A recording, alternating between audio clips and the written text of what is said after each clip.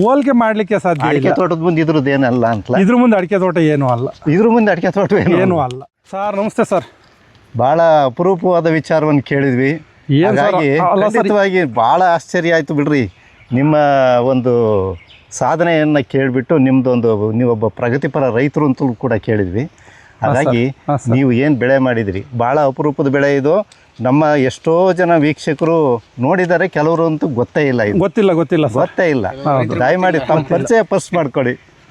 Sir ನನ್ನ ಹೆಸರು ರಂಗನಾಥ್ ಅಂತ, ಕಡೂರು ತಾಲೂಕು, ಚಿಕ್ಕಮಗಳೂರು ಜಿಲ್ಲೆ, ಸರಸ್ವತಿಪುರ ಗ್ರಾಮ. ಹಂಗಾಗ್ಬಿಟ್ಟು ನಾನು ಡಿಗ್ರಿ ಮುಗಿಸಿದ ನಂತರವ LLBಗೆ ಜಾಯಿನ್ ಆಗಬೇಕಿತ್ತು. ರೈಟ್. ಅದು ಕಾರಣಾಂತರದಿಂದ LLBಗೆ ಜಾಯಿನ್ ಆಗಲಿಲ್ಲ. ಆ ನಂತರ ಏನಾಯಿತು, ಬೇರೆ ತರಕಾರಿ ಬೆಳೆನ ಎಲ್ಲ ತರಕಾರಿನೂ ಬೆಳೆದ್ವಿ. ಲೋಡ್ಗಟ್ಟೆ ಬೆಳೆದ್ರೂ ಕೊನೆ ಒಂದು 15 ಎಕರೆ ಪ್ಲಾಟನ್ನೇ ಮಾರಾಟ ಮಾಡ್ಕೊಂಡು ಹೋಗ್ಬೇಕು ಅಂತ ಹೊರಟಿದ್ವಿ.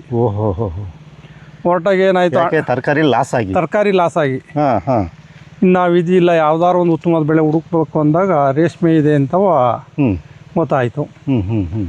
ಅವಾಗಲೇ 1994ರಲ್ಲೇ ರೇಷ್ಮೆ ಮಾಡಿದ್ವಿ.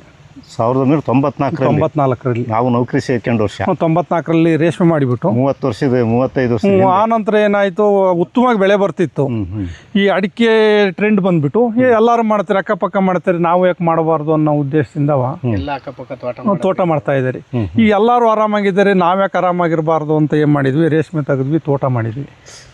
ರೇಷ್ಮೆ ತೆಗೆದು ತೋಟ ಮಾಡಿ ಎಲ್ಲಿ ಇಲ್ಲೇನೆ ಮುಂದೆ ಇದೆಯಾ? ಮುಂದೆ ಇದೆ. ಅದೇನಾಯಿತು, ಬೋರ್ಗಳು ವರ್ಷ 2, 3, 4 ಅಂತ ಕೊರೆಸ್ತಾವ 45-46 ಬೋರ್ ಕೊರೆಸಿದೆ. ಅಷ್ಟಾದ ನಂತರ ಏನಾಯಿತು, ಈ ವರ್ಷಕ್ಕೆ ಕೊರೆಸಿದ್ದು ಮುಂದಿನ ವರ್ಷ ನಿಂತು ಹೋಗುತ್ತೆ, ಮುಂದಿನ ವರ್ಷಕ್ಕೆ ಕೊರೆಸಿದ್ದು ಅದೇ ವರ್ಷ ಅದರಿಂದ ವರ್ಷ ನಿಂತು ಹೋಗುತ್ತೆ. ಈಗೇನು ಮಾಡೋದು, ವಿಧಿ ಇಲ್ವಲ್ಲ ಅಂತ ಮತ್ತೆ ರೇಷ್ಮೆಗೆನೆ 2001ರಲ್ಲಿ ಮತ್ತೆ ರೇಷ್ಮೆಗೆನೆ ರಿಟರ್ನ್ ಆದ್ವಿ. ಈಗ ಮರಳಿಗೂಡಿಗೆ ಈಗ ಅಲ್ಲಿಂದ ಏನಾಯಿತು, ನಮ್ಮ ತಂದೆರ ನಮ್ಮ ಅಣ್ಣರ ಹೆಸರಲ್ಲಿ ರೇಷ್ಮೆ ಮಾರ್ಕೆಟ್ ಎಲ್ಲ ನಡೀತಿತ್ತು. ನಾವು ಮಾರ್ಕೆಟ್ಗೆ ಹೋಗ್ತಿದ್ವಿ. ಅಲ್ಲಿ ತನಕ ಹೆಸರಿದ್ದು ಪೂರ್ತಿ ನಮ್ಮ ತಂದೆದು, ನಮ್ಮ ಅಣ್ಣ ಯಾವುದೇ ಮಾರ್ಕೆಟ್ಗೆ ಹೋದ್ರು ಪ್ರಭುಕುಮಾರ್ ಲಕ್ಷ್ಮಯ್ಯನ ಹೆಸರಿತ್ತು. ಪ್ರಭುಕುಮಾರ್ ಲಕ್ಷ್ಮಯ್ಯ ಅಂತ ಇತ್ತು. ಅದಾದ ನಂತರ ಏನಾಯಿತು, ನಾವು ಇನ್ನೇನು ಅಣ್ಣ ತಮ್ಮಗಳೇ ಮಾಡಿದ್ವಿ, ಡಿವೈಡ್ ಮಾಡ್ಕೊಂಡ್ವಿ. ಆದ ನಂತರ ಅವರು ಡೈರಿ ಉದ್ಯಮ ಸ್ವಲ್ಪ ಉಳಿಸಿ ಅಂತ ಹೋದ್ರು. ನಾವು ಡೈರಿನ ಸಡನ್ನಾಗಿ ಬಿಟ್ಬಿಟ್ಟು ರೇಷ್ಮೆಗೆ ಬಂದ್ವಿ. ಅಲ್ಲಿಂದ ಇಲ್ಲಿ ತನಕ ಉತ್ತಮವಾದ ಬೆಳೆ, ಉತ್ತಮವಾದ ರೇಟ್ ಸಿಗ್ತಾ ಇದೆ, ಉತ್ತಮವಾಗಿ ಎಲ್ಲರಿಗಿಂತ ಜೀವನ ಮಾಡ್ತಾ ಇದೆ. ನನಗೆ ಅದಕ್ಕೇನೆ ಇದ್ರ ಬಗ್ಗೆ ಕೇಳಿನೇ ಇದನ್ನು ಹೆಂಗೆ ಬೆಳೆ ಮಾಡೋದು, ಇದರಿಂದ ಇಳುವರಿ ತೆಗೆಯೋದು ಹೇಗೆ, ಸಂಪಾದನೆ ಮಾಡೋದು ಹೇಗೆ, ಈ ಬಗ್ಗೆ ನಮಗೆ ಮಾಹಿತಿ ಬೇಕು. ಯಾಕೆಂದರೆ ನಮ್ಮಲ್ಲಿ ಸಾಕಷ್ಟು ಯುವಕರಿಗೆ ನಾವೇನು ಮಾಡಬೇಕು ಅಂತಲೇ ಗೊತ್ತಾಗ್ತಾ ಇಲ್ಲ. ಆ ರೀತಿಯಾಗಿ ನಮ್ಮ ರೈತರ ಮಕ್ಕಳು ಭಾಳಷ್ಟು ಜನ ಇದ್ದಾರೆ, ಅವರಿಗೆ ಈ ಮಾಹಿತಿ ಬೇಕು. ರಂಗಸ್ವಾಮಿ ಅವರು ನಿಮ್ಮನ್ನು ಭೇಟಿ ಮಾಡಿದರೆ ನಮಗೆ ಸೂಕ್ತವಾದ ಮಾಹಿತಿ ಸಿಗುತ್ತೆ ಅಂತಲೇ ನಿಮ್ಮನ್ನು ಹುಡುಕೊಂಡು ಬಂದ್ವಿ. ಈಗ ದಯಮಾಡಿ ಇದನ್ನು ಈ ಕಡ್ಡಿನ ಇದೇನು ಕಡ್ಡಿ ನಾಟಿ ಮಾಡೋದು ಹೇಗೆ, ಇದನ್ನು ಬೆಳೆ ಮಾಡೋದು ಹೇಗೆ? ಇದು ಕಡ್ಡಿ ನಾಟಿ ಮಾಡಬಹುದು, ಇಲ್ಲ ಕಡ್ಡಿ ನಾಟಿ ಮಾಡಿಬಿಟ್ಟು ಅದು ಬೇರ್ ಬಂದ ನಂತರವ ನರ್ಸರಿಲಿ ಸೊಸಿ ಕೊಡ್ತಾರೆ. ನರ್ಸರಿ ಸಸಿ ಸಿಗುತ್ತೆ. ಆ ಸೊಸಿ ನೋಡಿ ಇಲ್ಲೇ ಇದೆ ನೋಡಿ. ಅಲ್ಲಿ ನಾಟಿ ಮಾಡಿದಿರಲ್ಲ ಇದೇನಾ? ಇದು ನಾವು ಕಡ್ಡಿ ನಾಟಿ ಮಾಡಿದ್ವಿ ನೋಡಿ. ಇದು ನರ್ಸರಿ.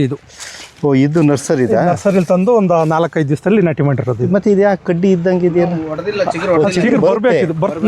ನೋಡಿ ಇದೆ ಮಗ್ಗಾಗಿದೆಯಲ್ಲ ನೋಡಿ. ಖಂಡಿತ ಮಗ್ಗಿದೆ. ಇಲ್ಲಿ 5 ದಿವಸಕ್ಕೇನೆ ಮಗ್ಗಾಗಿದೆ. ಈ ಕಡೆ ಇದೆ ಮಗ್ಗಾಗಿದೆ. ಇಲ್ಲಿ ಮಗ್ಗು ಕಾಣ್ತಾ ಇದೆ. ಇದೇನಾಗತ್ತೆ, ಈ ಸೊಸಿ ನಾವು ಹಾಕಿದ್ದು 100ಕ್ಕೆ 99 ಭಾಗ ಬರುತ್ತೆ. ಈಗ ಕಡ್ಡಿ ಕಟಾವು ಮಾಡಿದ್ರೆ ಹಾಕಿದ್ರೆ ಏನಾಗುತ್ತೆ ಅಂದರೆ, ನಾವು ಹತ್ತತ್ತೆ, ಆ ನಂತರ ಕ್ರಮೇಣ ಶೀತ ಜಾಸ್ತಿ ಆಯ್ತು ಅಂದರೆ ಮತ್ತೆ ಒಣಗ್ತಾ ಹೋಗುತ್ತೆ. ಹಂಗಾಗ್ಬಿಟ್ಟು ಒಂದು ಗುಣಿಗೆ 5 ರೂಪಾಯಿನ ಕೊಟ್ಬಿಟ್ಟು ಸಸಿ ತಂದು ಮತ್ತೆ ನಾಟಿ ಮಾಡಿದ್ದೀವಿ.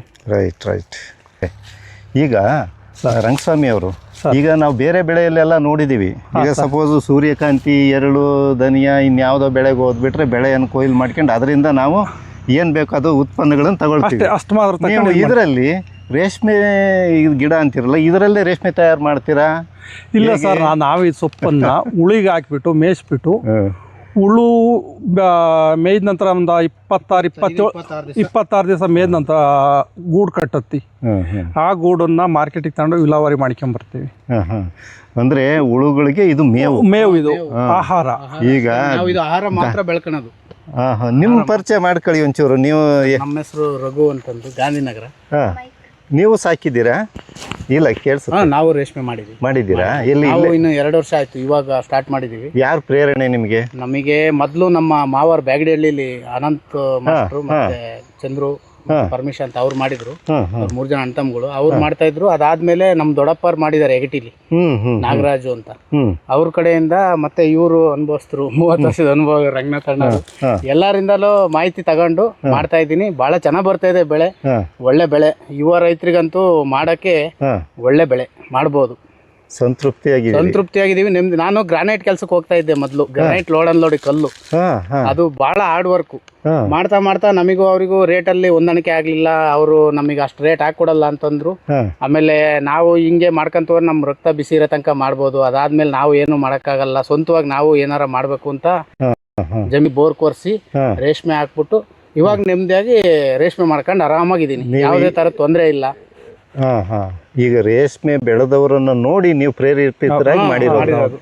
ನಮ್ಮ ದೊಡ್ಡಪ್ಪರು ಹೇಳಿ ಮಾಡು ನೋಡೋಣ ಏನಾಗುತ್ತೆ ಅದ್ರಲ್ಲಿ, ಚೆನ್ನಾಗಿದೆ ಆದಾಯ ಮಾಡು ಅಂತಂದು ಮಾಡಿಸಿದ್ರು. ಅವರೇ ಬಂದು ಕಡ್ಡಿ ಹಾಕ್ಸಿ ನಾಟಿ ಮಾಡಿ ಮಾಡಿಕೊಟ್ರು. ಈಗ ನೀವು ಸಕ್ಸಸ್ ಆಗಿದ್ದೀರಿ? ಸಕ್ಸೆಸ್ ಕಂಡಿದ್ದೀವಿ. ಎಷ್ಟು ಎಕರೆಗೆ ಹಾಕಿದಿರಿ? ನಾವು 1.5 ಎಕರೆಗೆ ಹಾಕಿದ್ದೀನಿ. 6 ಹಾಕಿದ್ದೀನಿ. 1.5 ಎಕರೆಗೆ ಈಗ ಎಷ್ಟು ವರ್ಷ ಆಯ್ತು ಅಂದ್ರಿ? 2 ವರ್ಷ ಆಯ್ತು. 2 ವರ್ಷ. ಒಂದು ವರ್ಷಕ್ಕೆ ಎಷ್ಟು ಇನ್ಕಮ್ ತಗೊಂತಾ ಇದೀರಿ? ನಂದು ಅಂದ್ರೆ ಫಸ್ಟ್ಗೆ 1.5 ಎಕರೆಗೆ ಹಾಕ್ದಾಗ ಒಂದ್ 4 ಬ್ಯಾಚ್ ಬರೀ ಒಂದೇ ಬ್ಯಾಚ್ ಮಾಡ್ಕೊಂಡೆ. ಅಂದ್ರೆ ಸೊಪ್ಪು ಯಥೇಚ್ಛವಾಗಿ ಬರಲ್ಲ. 100 ಮೊಟ್ಟೆ ಮೇಸೋಷ್ಟು ಬರುತ್ತೆ ಒಂದ್ ಬ್ಯಾಚಿಗೆ ಅಷ್ಟೇ. ಸ್ಟಾರ್ಟಿಂಗ್ ಅಲ್ಲಿ ಈ ಸ್ಟೆಮ್ಗಳು ಹೆಂಗೆ ಅಂದ್ರೆ ಒಂದನ್ನು ಕಟ್ ಮಾಡಿದ್ರೆ 2 ಆಗುತ್ತೆ, 2 ಕಟ್ ಮಾಡಿದಾಗ 4 ಆಗುತ್ತೆ. ಕ್ಲೋನಿಂಗ್ ಮಾಡಿದಾಗ ಡಬಲ್ ಆಗ್ತಾ ಹೋಗುತ್ತೆ. ಆತರ ಆದಂಗೆ ಬೆಳೆಯಿಂದ ಬೆಳೆ ಮುಗಿತಾ ಜಾಸ್ತಿ ಸೊಪ್ಪು ಬರುತ್ತೆ. ಅವಾಗ 2 ಬ್ಯಾಚ್ ಮಾಡ್ಕೊಂಡಿದೀನಿ. ಸ್ಟಾರ್ಟಿಂಗ್ ಅಲ್ಲಿ 3 ಬ್ಯಾಚ್ 3-4 ಬ್ಯಾಚ್ ಸಿಂಗಲ್ಲೇ ಮಾಡ್ಕೊಂಡೆ. ವರ್ಷದಲ್ಲಿ 4 ಬೆಳೆ ಮಾಡಿದೀನಿ. ಅದಾದ್ಮೇಲೆ ಈಗ ವರ್ಷಕ್ಕೆ 8 ಬ್ಯಾಚ್ ಮಾಡ್ತಿದ್ದೀನಿ, ಡಬಲ್ ಮಾಡ್ಕೊಂಡು. ಈಗ 8 ಬ್ಯಾಚ್ ಮಾಡ್ಬೇಕಾದ್ರೆ ನಿಮ್ ಇನ್ಕಮ್ ಡಬಲ್ ಆಗುತ್ತೆ. ಅದರಿಂದ ಅದು 2 ಲಕ್ಷ ಇದ್ರೆ ಇವಾಗ 4 ಲಕ್ಷ ಆಗುತ್ತೆ ವರ್ಷಕ್ಕೆ ಇನ್ಕಮ್. ಸರಿ. ಈಗ ಆವರೇಜ್ ನಿಮ್ದು ಒಂದು ವರ್ಷದ ಇನ್ಕಮ್ ಎಷ್ಟಿದೆ ಅಂತ ಕರೆಕ್ಟ್ ಆಗಿ ಲೆಕ್ಕ ಮಾಡಿದ್ರೆ ಒಂದು ವರ್ಷಕ್ಕೆ ಒಂದು 4 ಲಕ್ಷ. ಹೊಸ ಪ್ಲಾಟ್ಗಳು, ಹೊಸ ಪ್ಲಾಟ್ ಅಲ್ಲಿ. ಈಗ ರಂಗಸ್ವಾಮಿ ಅಂತ ಅವರು ಇವರು ಬಹಳ ಎಷ್ಟು ವರ್ಷ? ಇದು 2001ರಲ್ಲಿ ನಾಟಿ ಮಾಡಿರೋದು. 2001 ಅಂದ್ರೆ 25 ವರ್ಷ ಆಯ್ತು. 25 ವರ್ಷ ತೋಟಕ್ಕೆ ತುಂಬಾ ಆಗಿದೆ. 25 ವರ್ಷದಿಂದ ನೀವು ಇದನ್ನ ಕಂಟಿನ್ಯೂಸ್ ಮಾಡ್ಕೊಂಡ್ ಒಂದೇ ಬಡ್ಡೆ ಮತ್ತೆ ಚೇಂಜ್ ಮಾಡಿಲ್ಲ.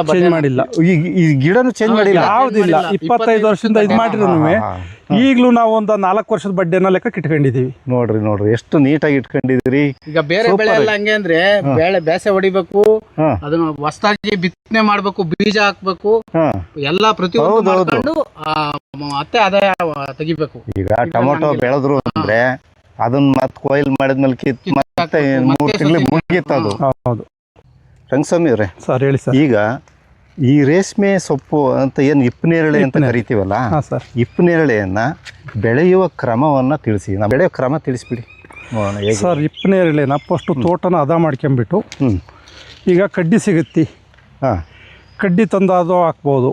ಇಲ್ಲ ನರ್ಸರಿನಲ್ಲಿ ಅದಕ್ಕಾಗೇನೆ ಆ ಕಡ್ಡಿ ನೆಟ್ಬಿಟ್ಟು ಗಿಡ ಬೆಳೆಸಿರ್ತಾರೆ, ಅದನ್ನಾದ್ರೂ ತಂದು ತೋಟ ಮಾಡ್ಕೋಬಹುದು. ಒಟ್ಟಿಗೆ ಇದು ನರ್ಸರಿಯಲ್ಲಿ ಗಿಡ ಸಿಗುತ್ತೆ, ಗಿಡ ಸಿಗುತ್ತೆ, ಅಥವಾ ಕಡ್ಡಿ ತಂದು ನಾಟಿ ಮಾಡ್ಬೋದು. ಈ ಕಡ್ಡಿ ಇದೆಯಲ್ಲ, ಇಷ್ಟೇ ಕಡ್ಡಿ ತಗೊಂಡೋಗಿ ಹಾಕಿದ್ರು ಇದರಲ್ಲಿ ಗಿಡ ಬರ್ತದೆ. ಇದನ್ನ ಕಟ್ ಮಾಡಿ ಹಾಕ್ಬಿಟ್ರೆ ಇದ್ರ ಗಿಡ ಬರುತ್ತೆ. ಇಷ್ಟು ಕಟ್ ಮಾಡಿ ಹಾಕಿದ್ರೆ ಗಿಡ ಬರ್ತದೆ. ಸರಿ ಅದರಲ್ಲಿ ಬೆಳೆಸ್ಬೋದು, ಅದರಲ್ಲಿ ಬೆಳಿಬೋದು ಸರ್. ಓಕೆ ಸರಿ ಸರ್. ಈಗ ಇದು ನೀವು ನಾಟಿ ಮಾಡಿದ ಎಷ್ಟು ದಿವಸಕ್ಕೆ ಕೊಯ್ಲಿಗೆ ಬರುತ್ತೆ ಸರ್? ಅವರು ಹೆಂಗೆ ಅಂದರೆ ನಾವು ಯಾವ ರೀತಿ ಬೆಳೆಸ್ತೀವಿ ಅನ್ನೋದ್ರ ಮೇಲೆ ಡಿಪೆಂಡ್ ಆಗುತ್ತೆ ಸರ್.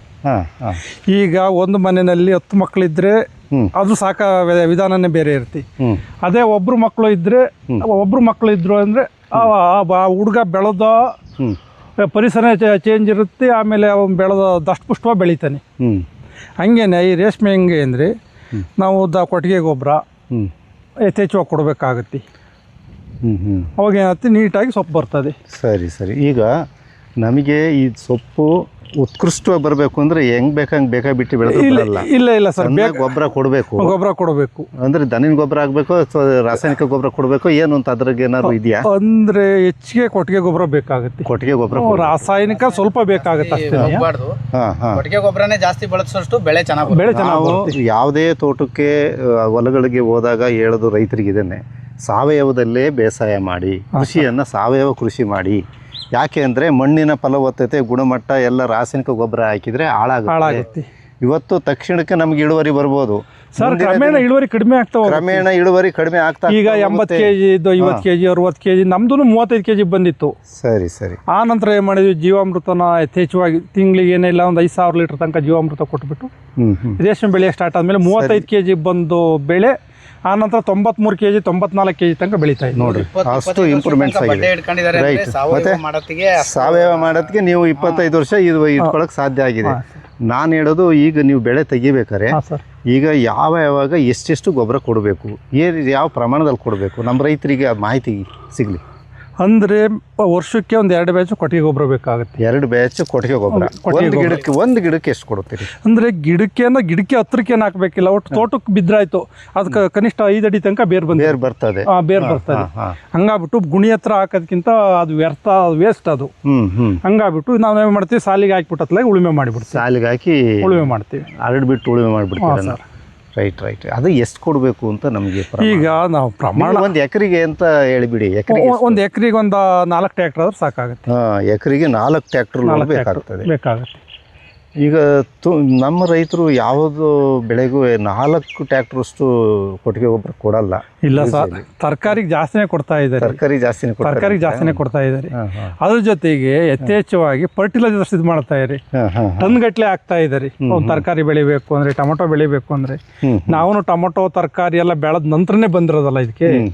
ಹಂಗಾಗಿ ನಮ್ಗೆ ಅನುಭವ ಇದ್ದಿದ್ರಿಂದ ಬೇಡ, ಫರ್ಟಿಲೈಸರ್ಸ್ ಕಡಿಮೆ ಮಾಡಬೇಕು ಅಂತ ಜೀವಾಮೃತ ಕೊಟ್ಟಿಗೆ ಗೊಬ್ಬರನ ಮೇಂಟೈನ್ ಮಾಡಿಬಿಟ್ಟು ಬೆಳೆ ಮಾಡ್ತಾ ಇದ್ದೀವಿ. ಈಗ ಕೊಟ್ಟಿಗೆ ಗೊಬ್ಬರ ಕೊಡ್ತೀರಿ, ಆಮೇಲೆ ಇನ್ನೇನು ಕೊಡ್ತೀರಿ? ಅಂದ್ರೆ ಯಥೇಚ್ಛವಾಗಿ ಕೊಟ್ಟಿಗೆ ಗೊಬ್ಬರನೇ. ಜೀವಾಮೃತ ಯಾವಾಗ ಕೊಡ್ತೀರಿ?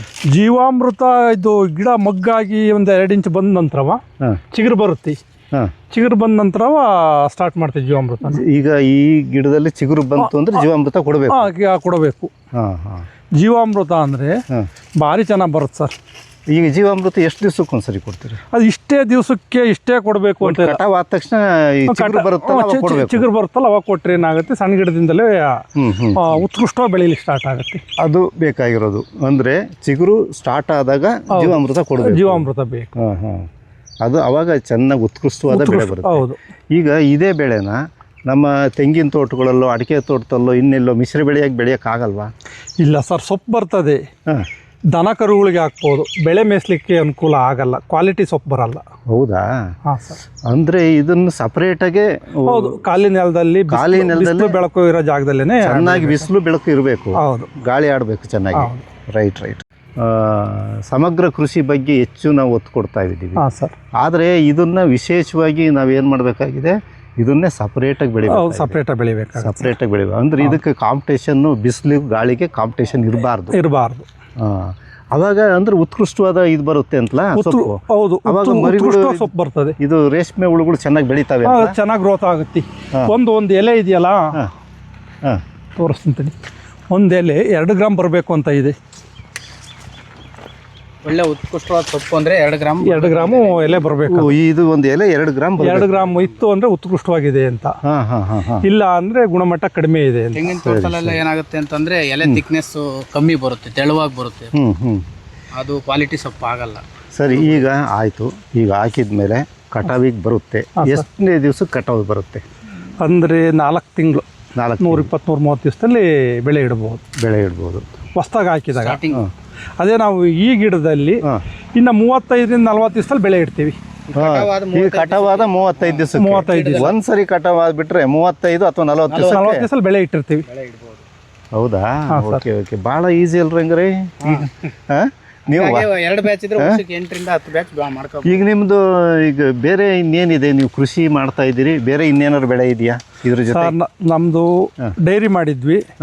ಡೈರಿ ಕಾರಣಾಂತರದಿಂದ ಬಿಟ್ವಿ. ಅಂದ್ರೆ ನೀರಿಲ್ಲ, ಅದನ್ನ ಕುಡಿಲಿಕ್ಕೆ ಅಂತ ಡೈರಿ ಮಾಡಿದ್ರಿ, ಬಿಟ್ವಿ. ತೆಂಗಿನ ತೋಟ ಇನ್ನ ಒಂದು 100 ಗಿಡ ತೆಂಗಿನ ತೋಟ ಇದೆ. ಅದ್ರ ಜೊತೆನಲ್ಲೇ ಒಂದು 1800 ಗಿಡ ಅಡಿಕೆ ಗಿಡ ಇದೆ. ಅಡಿಕೆ ಗಿಡ ಎಲ್ಲ ಈಗ ಒಂಬಳೆ ಹೊಡಿತಾ ಇದೆ. ಈಗ ನಿಮ್ಗೆ ಆ ಇನ್ಕಮ್ಗೆ ಈ ಇನ್ಕಮ್ಗೆ ಲೆಕ್ಕ ಹಾಕಿದ್ರೆ ಹೆಂಗೆ ಅನ್ಸುತ್ತೆ ಸರ್? ಆ ಇನ್ಕಮ್ಗೂ ಈ ಇನ್ಕಮ್ಗೂ ಹೋಲಿಕೆ ಮಾಡ್ಲಿಕ್ಕೆ ಸಾಧ್ಯ ಇಲ್ಲ ಸರ್. ಹೋಲಿಕೆ ಮಾಡ್ಲಿಕ್ಕೆ ಸಾಧ್ಯ. ಅಡಿಕೆ ತೋಟದ ಮುಂದೆ ಇದ್ರದ್ದು ಏನಲ್ಲ ಅಂತ. ಇದ್ರ ಮುಂದೆ ಅಡಿಕೆ ತೋಟ ಏನೂ ಅಲ್ಲ. ಇದ್ರ ಮುಂದೆ ಅಡಿಕೆ ತೋಟ ಏನೂ ಅಲ್ಲ. ಇದೇನ್ರಿ ಹಿಂಗೆ ಅಂದ್ಬಿಟ್ರಿ, ಇವತ್ತು ನಾಡೆಲ್ಲ ಅಡಿಕೆ ಅಂತ ಹಿಂದೆ ಓಡ್ತಾ ಇದೆ, ಅಡಿಕೆ ಹಿಂದೆ ನೀವು. ಅಲ್ಲ ಸರ್, ಒಂದು ತಿಂಗಳು ನೀರಿಲ್ಲ ಮಳೆ ಇಲ್ಲ ಅಂದ್ರೆ ಅಡಿಕೆ ತೋಟ ಮುಗ್ದೋಗುತ್ತೆ, ಕತೆನೇ ಮುಗ್ದೋಗುತ್ತೆ. ಆಗಲಿ ಏನೋ ನಾವು ನೀರು ಗೊಬ್ಬರ ಕೊಟ್ಟು ನಾವು ಕ್ಲೀನಾಗಿ ಮೇಂಟೈನ್ ಮಾಡಿದ್ವಪ್ಪ ಅಂದರೆ ಬಂಗಾರ ವರ್ಷ ಲಕ್ಷ ದುಡ್ಡು ಎಣಿಸ್ತೀವಲ್ಲ ಸರ್ ಅಡಿಕೆ. ಅಲ್ಲ ಸರ್, ಅದು ವರ್ಷಕ್ಕೆ ಒಂದೇ ಬೆಳೆ, ಇದು ವರ್ಷಕ್ಕೆ 4 ರಿಂದ 5 ಬೆಳೆ.